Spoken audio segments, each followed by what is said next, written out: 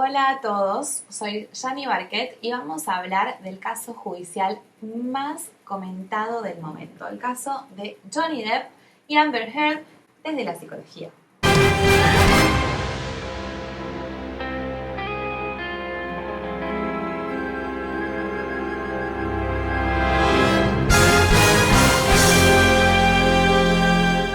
Vamos a empezar por el día 13, ya que tenemos un montón de videos de los días anteriores, y vamos a hablar del relato de la psicóloga de Amber Heard, llamada Dan Hughes, que finalmente descubrimos que hay un relato del relato, realmente algo insólito.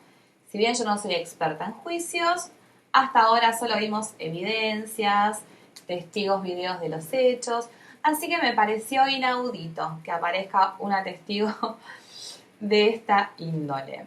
Hay muchas cosas que ella dijo, pero vamos a ir a lo que más han comentado en redes y vamos a intentar poner blanco sobre negro. Arrancamos. La doctora Dan Hughes dice: las mujeres usan las violencias en las relaciones reactivamente o en defensa propia. Acá yo no voy a decir si es correcto o incorrecto, sino si yo coincido o no con lo que dice, y voy a explicar por qué. En este caso no coincido, las mujeres usan la violencia en las relaciones, punto. Puede ser de una manera reactiva, en defensa propia, o puede iniciar la violencia. No solo el hombre inicia la violencia. Ahora, a ver, y esto es importante. Cuando hablamos de violencia de género, hablamos de una asimetría de poder. Y tiene que ver con la diferencia fisiológica, biológica entre el hombre y la mujer. La contextura física per se. Con lo cultural, tiene que ver con lo socialmente establecido. ¿Y con qué nos referimos con esto? Por lo general, hoy quizás podemos estar un poquito más desconstruidos, pero por ejemplo, si nace una niña en un seno familiar, es muy probable que le pinten la habitación de rosa. Y si nace un niño en un seno familiar, es muy probable que se la pinten de celeste. Las etiquetas de género nos atraviesan constantemente por más deconstruidos que estemos. Esto es algo histórico, chicos.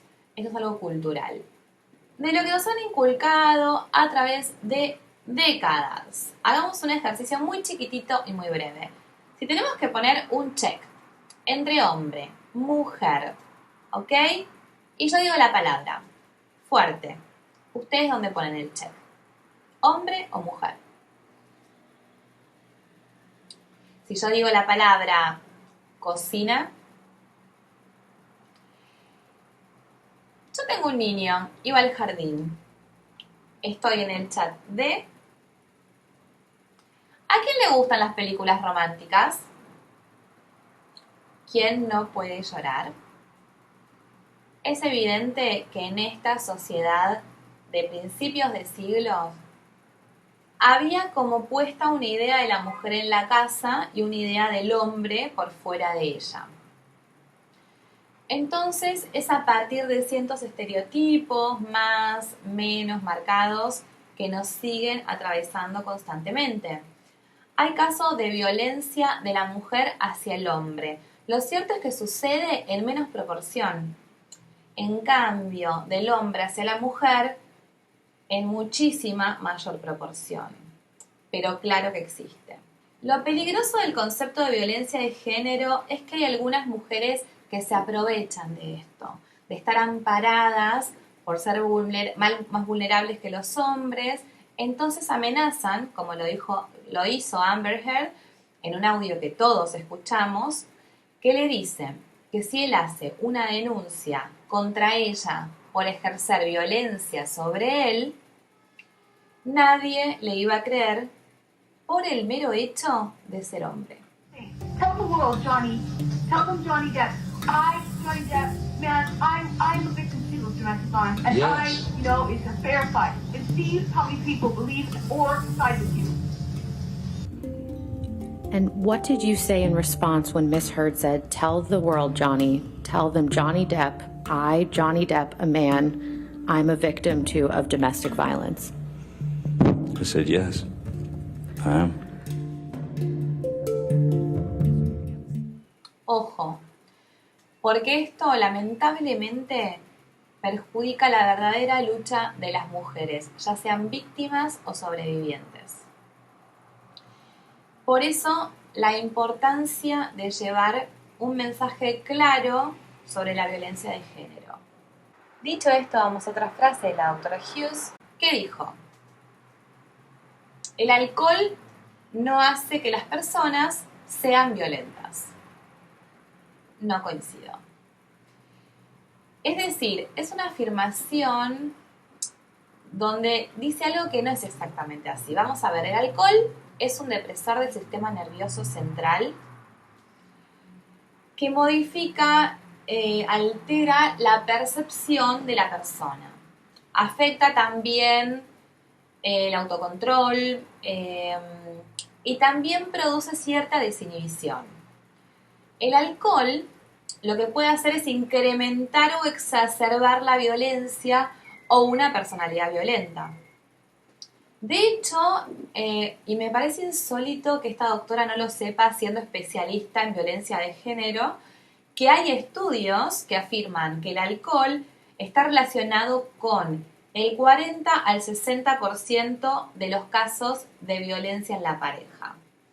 Entonces, podemos decir que es probable que alguien que bebió alcohol, al bajar su capacidad de autocontrol, recurra a la violencia. O bien también podemos decir que sea menos capaz de reconocer ciertas señales porque se pone dócil con el alcohol.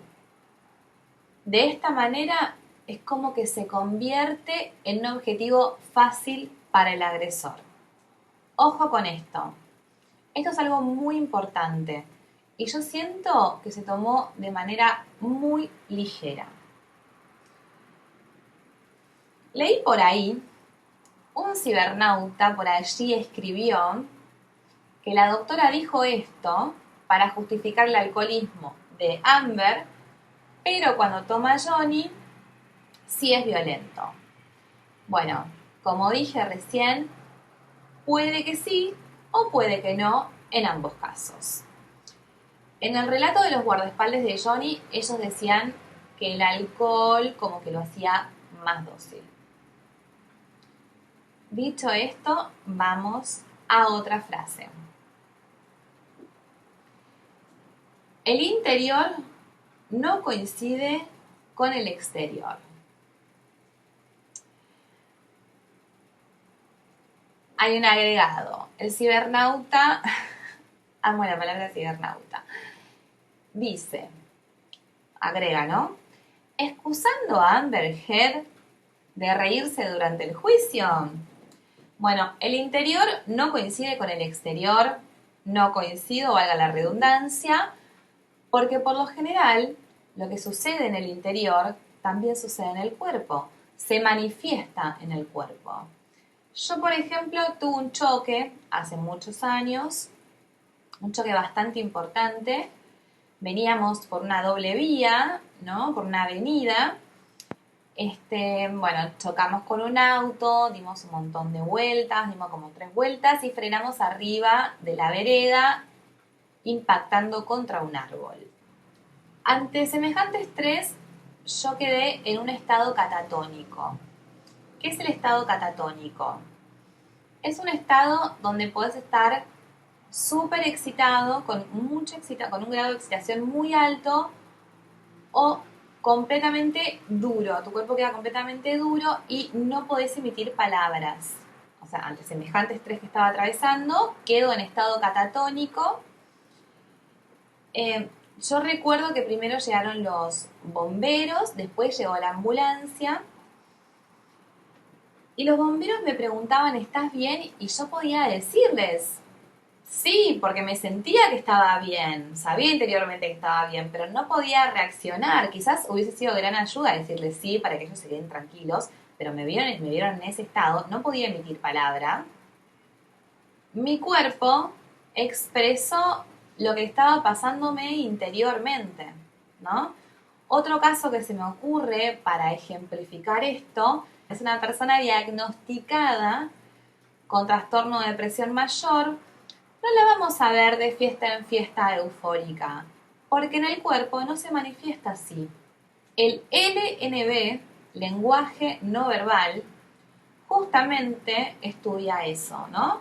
Lo interior coincidiendo con el exterior.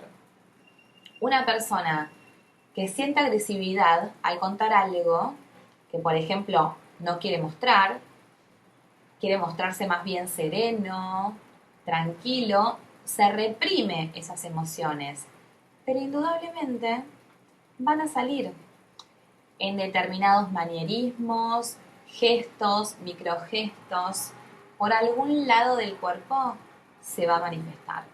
Y que recuerda que estaban en el sofá, que estaban sin pelearse, sin enojarse. Sin embargo, su rostro nos indica completamente algo distinto a lo que ella nos está diciendo. Ella nos está contando que había tranquilidad, que había calma, que no se estaban peleando, y su rostro nos indica lo contrario: frustración, enojo, ira. Por lo tanto, vemos como no hay congruencia. Vean esta expresión donde muestra hasta los dientes. Esto se hace como amenaza y para marcar territorio. Es algo inconsciente, como en los mamíferos cuando se muestran los dientes. Por lo tanto, podemos notar esta incongruencia entre no estar peleando y estar diciendo que estaban tranquilos con estas expresiones que demuestran completamente lo contrario. And we were talking, we were having a normal conversation, just there was no fighting, no argument, nothing.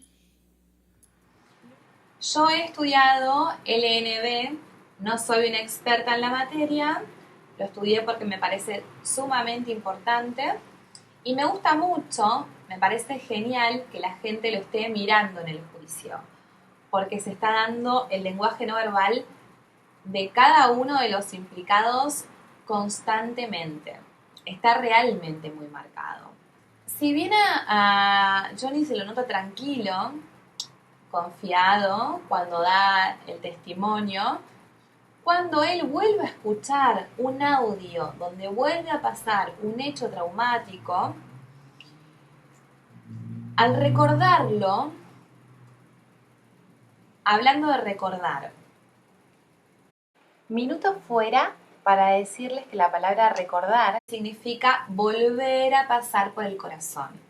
O sea, cuando sucede, cuando se vuelve a pasar un hecho traumático, hay algo que te devuelve a la emoción primera. Aquella que sentiste en aquel momento nuevamente. Y te sucede algo en el cuerpo que es inevitable. Por eso Johnny, cuando escucha ese audio, se emociona. Y por más que él no quiera mostrarlo, lo quiere evitar, se ve claramente en su postura, cómo se encorva, cómo agacha la cabeza, intentando controlar las lágrimas porque está así, vuelve a ser así. Algo que no vamos a ver o no hemos visto, bueno, no voy a hablar a futuro porque no sé, pero no hemos visto en Amber, que no le sale ni una, por más que haga todas las caras habidas y por haber y se esfuerce, esas lágrimas nunca salen. Así como sus sonrisas, ¿no? Por ejemplo, cuando cuentan determinados hechos de violencia, yo creo lo siguiente. Si una persona fue víctima de violencia psicológica, violencia sexual, violencia simbólica y violencia física, tal y como dice ella, llega un momento en el que revivir todo eso de manera minuciosa, como se está haciendo en este juicio, generan dolor, no alegría. Podemos llegar a suponer que pueden surgir ciertas sonrisas de nervios, pero cuando la conducta se repite y cuando el cuerpo a la vez transmite cierta relajación ante estas sonrisas espontáneas, da que pensar, da que pensar. Vuelvo a decir, ella afirma que sufrió violencia psicológica, violencia sexual, violencia simbólica y violencia física. No entiendo cómo eso no te quiebra en algún momento. Pero también se estuvo hablando en redes que este tipo de conductas de las que estamos hablando, que tiene Amber Heard, tienen cierto grado de psicopatía.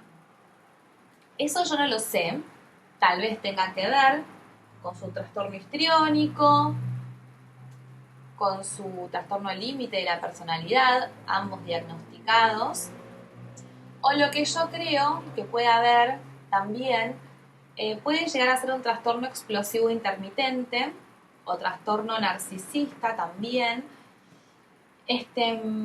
Me pasó que antes de que suban las respectivas psicólogas a declarar, yo en mi círculo íntimo de amigos dije que por lo que yo había escuchado hasta ahora, me daba la sensación que en Amber había un trastorno límite o un trastorno explosivo intermitente. El núcleo psicopatológico del trastorno explosivo intermitente es la conducta agresiva impulsiva, ¿no? Que se va a presentar como una manera de ataques, ¿no? Se va a presentar intempestivamente y ocurre, o sea, de una manera de respuesta a un estímulo precipitantemente menor. O sea, es algo pequeño que hace que la persona explote de manera exagerada. Yo escuchando los audios, viendo las conductas, me atreví a pensar en esto y justamente también por sus reacciones, ¿no? Porque no había escalada. De golpe había una explosión de ella hacia él que se podían escuchar en los audios. I'm not the one who throws hots and There's a whatever difference. the else at me. Por supuesto esta es una suposición, estamos hablando de suposiciones, yo no la puedo diagnosticar sencillamente porque no la traté, porque no la conozco, pero puedo suponer que va vagando por alguno de ellos, ¿verdad? Lo que sí quiero dejar en claro, para los que desconozcan estos trastornos, que son 4 afecciones mentales distintas, ¿ok?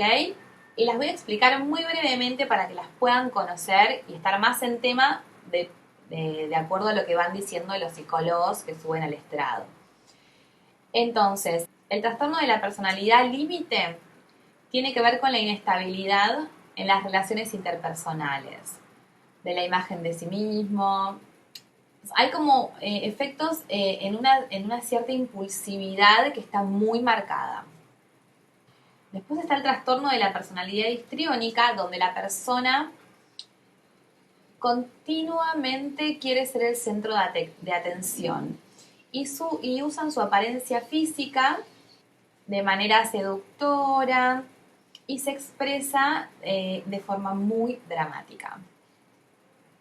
Tenemos el trastorno explosivo intermitente. Este trastorno, como decía recién, son conductas impulsivas, repentinas, agresivas, violentas. Puede ser también un arrebato verbal agresivo. Estas reacciones son demasiado exageradas para lo que es la situación. Y finalmente el trastorno de la personalidad narcisista, donde hay una necesidad de la persona, hay una necesidad excesiva de la persona de recibir admiración, de ser como el centro, esto de ser el centro de atención, y le es completamente indiferente el sentimiento de los demás, de las demás personas. Hay cierta intolerancia, hay como un sentimiento que los demás le están debiendo constantemente a ellos. Como verán, son diferentes entre sí, pero tienen ciertas similitudes. Yo no sabría decirles si pueden darse comorbilidades. ¿Qué es la comorbilidad? La comorbilidad significa que 2 o más trastornos pueden ocurrir en la misma persona al mismo tiempo. Yo no sabría afirmarlo, pero bueno, lo importante es poder tener en claro y conocer estos trastornos para que sepan de qué se habla en el juicio. y que son 4 afecciones mentales diferentes. Cerramos diciendo que el interior sí coincide con el exterior. Dicho esto, vamos con la siguiente frase. La doctora dice, solo hemos escuchado un lado de la historia. Y un cibernauta por allí agrega, en realidad llevamos 6 años escuchando lo que Amber Heard ha dicho. Es la primera vez en 6 años que Johnny Depp pudo dar su declaración y todo esto con pruebas sólidas. Claro, y esto es porque Depp presentó pruebas que no eran un relato del relato, sino que eran testigos directos de los hechos. Cuando la doctora habló aseverando que Heard fue golpeada, fue maltratada física y verbalmente, fue a decir en el estrado lo que a ella le habían contado. ¿Me van a creer solo porque yo lo digo? ¿O me van a creer mediante testimonios y pruebas tangibles que básicamente es en lo que se basa un juicio? Cuando Depp hace la demanda y empiezan a testificar, todo lo que se iba diciendo era demostrado simultáneamente por audios, mensajes de texto, mails o con un testigo directo del hecho. Como por ejemplo, Travis McGivern, el guardaespaldas de Johnny Depp, que contó cómo él vio que el puño de Heard pasó por sobre su hombro y aterrizó en la cara de Depp. O en la declaración grabada del médico David Kieper, que fue quien llegó cuando Depp perdió parte de su dedo en Australia y dijo que vio, además de cristales rotos, sangre por toda la casa. ¿No? Supuestamente por esta botella que le habría arrojado Amber Heard a Johnny Depp. Ella, cuando hace su defensa, sostiene que él previamente la había golpeado, la había asfixiado y la había agredido sexualmente. Pero ¿qué pasa? El doctor Kieper, en su testimonio bajo juramento, dice que cuando llegó a la escena no vio señales de violencia en ella, ni tampoco vio que ella solicitara asistencia médica. Por eso la evidencia con la que ella dispone es evidencia realmente muy pobre.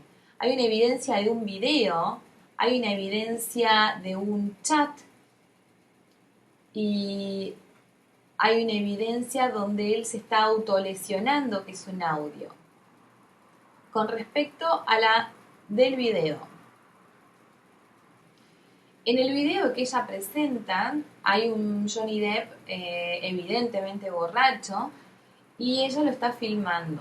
Lo que podemos ver ahí es que hay un Johnny Depp, como dije, evidentemente borracho, pero la agresión que él está transmitiendo nunca y en ningún momento es hacia ella. Él golpea unas puertas, se sirve vino, nunca ni siquiera la mira, nunca se dirige hacia ella, su cuerpo nunca va hacia ella, ni tampoco en lo verbal, digamos, ¿no? No hay una agresión verbal, hasta que ve que lo está filmando y tira el teléfono, pero se dirige nuevamente hacia el objeto, se dirige hacia el teléfono, no hacia ella. Lo tira y ella lo agarra, ¿y qué sucede? Sucede que ella se ríe muy burlonamente de haberlo agarrado en ese momento, de haberlo dejado expuesto en esa situación. ¿Podemos decir que hubo violencia de él hacia ella en ese video, en esa prueba? No. Luego tenemos una segunda prueba que es un audio donde él se está autolesionando, ¿no? Porque por lo que se dicen, ella dice no te lastimes, no te autolesiones, no te hagas daño. Y le dice, acá está tu corazón, no te lastimes, Johnny, acá está tu corazón. Mientras ella dice esto, mientras lo está grabando deliberadamente. y filtró el audio. Obvio que todo esto es de manera intencionada. Ponerte a grabar una situación así mientras te haces la dulce para el audio, que sabes que estás grabando, es un montón, chicos. Si una persona que supuestamente quiero y me importa y está así, llamo al 911, llamo a sus guardaespaldas, llamo a la familia. No me lo pongo a grabar. Ahí está para mí, a mi humilde entender, la diferencia entre ambos testimonios. En la evidencia que presenta cada una de las partes. Además, y esto es algo que estuvimos hablando anteriormente, el lenguaje no verbal. A ella se la ve con un lenguaje corporal muy desafiante, buscando constantemente el contacto visual que él evita. Yo creo que lo vivido en estas 4 semanas de juicio ha sido revelador justamente por escuchar lo que escuchamos, hasta donde sabíamos, por las declaraciones de Amber Heard a The Washington Post en el 2018, Johnny había sido un abusador emocional y físico, hasta que llegó el plot twist, el giro de la historia, el giro de la trama, y Johnny dijo que el abusado había sido él. I promise you that I'll be perfect. I can't promise you I won't get physical again. God, I sometimes get so mad I lose it. I can promise you I'm gonna do everything to change. Promise you. I'm not gonna throw around divorce. I will not say divorce unless I really mean it. De todas maneras, recordemos que el juicio es por difamación y no por violencia, ¿ok? Bueno, vamos a leer un tuit que guardé por allí. Vamos a ver qué dice. Ojo que según esta señora, golpear objetos, paredes o puertas es abuso y violencia. Nos vamos a ir todos a la cárcel. Bueno, debo informar que sí, que es violencia. ¿Por qué vas a golpear una pared al lado de una persona? ¿Verdad? Si yo soy esa persona y veo volar una piña a la pared al lado mío o a la pared allá, ¿por qué no puedo llegar a pensar que la siguiente piña va a venir a mi cara, va a venir a mi cuerpo, ¿no? Puede pasar como no. Puede ser un arrebato de un día y nunca jamás. No ser una persona violenta ni agresiva y tener un arrebato una sola vez y ahí queda. Eso puede pasar, obviamente. Pero cuando hay desencuentros en la pareja, en una relación, en la pareja, hay otras maneras de solucionarlos más que golpear paredes o arrojar objetos, porque eso es violencia. Bueno, y a modo de cierre y casi terminando este video, una de las pruebas que también aportó Amber es la del kit de cosméticos que ella supuestamente usaba para tapar los golpes y los moretones que le hacía Johnny Depp en su cuerpo, en su rostro. Se presenta, no en este juicio, sino que fue en el anterior juicio donde ella presenta, los abogados muestran la marca de cosméticos, la paleta de colores que ella usaba. ¿Y qué sucede con esto? Bueno, esto desata una polémica enorme cuando la marca del cosmético que ella muestra, llamada Milani Cosmetics, sale a desmentir este relato. En su cuenta oficial de TikTok, ellos dicen que esa paleta de colores recién sale al mercado en el año 2017, mientras que la relación de los actores se extendió del 2012 al 2016. Básicamente, era imposible que utilizara ese maquillaje. Bueno, y vamos a leer lo último que tiene que ver con el contacto visual. Es un poco todo lo que hablamos en resumen, que es esto de que cómo ella lo busca mediante el contacto visual constantemente, ya sea cuando no está declarando como cuando sí lo está haciendo. ¿Y esto por qué lo vamos a hablar ahora? Porque uno de los últimos, ahora sí, último tweet prometido que voy a leer es una declaración de ella que dice: él se escapaba de las situaciones, ¿no? Constantemente se escapaba de las situaciones. Y esto que decimos que lo buscaba con la mirada, que lo busca, hay algo de ella, también en los audios, ¿verdad? O sea, en lo que escuchamos, o cuando vimos el video que ella le habla, o sea, él está en otro lado y ella le habla como provocándolo, como llamándolo. Leí por ahí donde dicen que ella es una buscona, que ella es la que genera las peleas, que ella es la que las empieza. La verdad que a ciencia cierta no sabemos si ella empieza las peleas, pero por los audios, por lo visto, por las pruebas y por todo eso, sí yo me atrevo a decir que no sé si las empieza, pero que de seguro las quiere continuar. Vemos en el juicio esto de buscar la mirada de Johnny, y vimos en los testimonios de Johnny que contaban cómo ella lo retenía, tomándolo del brazo, diciéndole que se quede, a seguir discutiendo, ¿no? Esta cosa que ella tenía y decía que él se escapaba.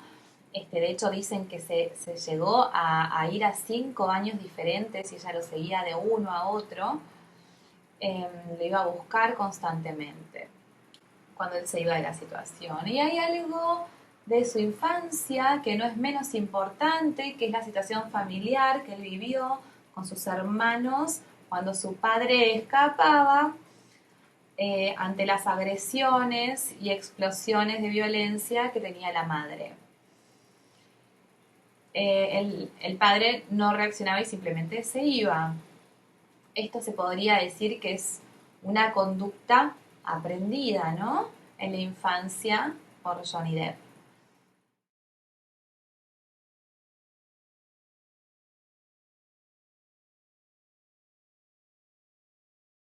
Amigos, hasta acá llegó mi humilde aporte al caso de Johnny Depp y Amber Heard. Por favor, dejen sus preguntas, porque de esto se trata el video. Preguntas para aclarar un montón de cosas que damos por sentadas. Vemos que hay doctoras en psicología, personas expertas hablando de cosas que uno realmente no da crédito. Y una persona que quizás desconoce puede dar por cierto cosas que son barbaridades realmente. Quiero dar las gracias. Hace 2 semanas tuve una charla en la Municipalidad de San Isidro, en el Departamento de Violencia de Género y Diversidad, donde me aclararon muchísimas cosas. Uno va creyendo que sabe un montón sobre la materia y se da cuenta que no, que falta mucho camino por recorrer. Así que sigamos leyendo, sigamos ayornándonos. Todo suma, todo es importante y está muy bueno ayornarse y saber un poco más siempre de cada tema. Agradezco también a Juanito Sei, que es un canal que yo sigo absolutamente. Él está en YouTube, en Twitter, en Instagram, en Twitch, está en todos lados. La verdad que está dando un seguimiento impresionante del caso. Soy súper fan, así que se los recomiendo. Mis seguidores que lo sigan y sus seguidores síganme. Quiero agradecer también a 2 canales de YouTube, que son los canales donde yo sigo el juicio en simultáneo, día a día, con un traductor en directo. Son 2 genios, son 2 canales excelentes, se los dejo acá abajo, que es Astecron Inc. Entertainment y So Far So Happy. Son 2 canales espectaculares para ver el juicio en directo. Dura aproximadamente unas 7 horas. En realidad dura entre 5 horas y media y 6, porque hay 1 hora de receso para el almuerzo y hay 15 minutos y 15 minutos también de receso, pero más o menos 5 horas y media, 6 tenemos de juicio. Bueno, hasta acá llegamos. Soy Yani Barquet y vamos a hablar del caso más comentado del momento. Si me dejas tus comentarios acá, las preguntas son importantísimas para poder seguir. Chau, chau.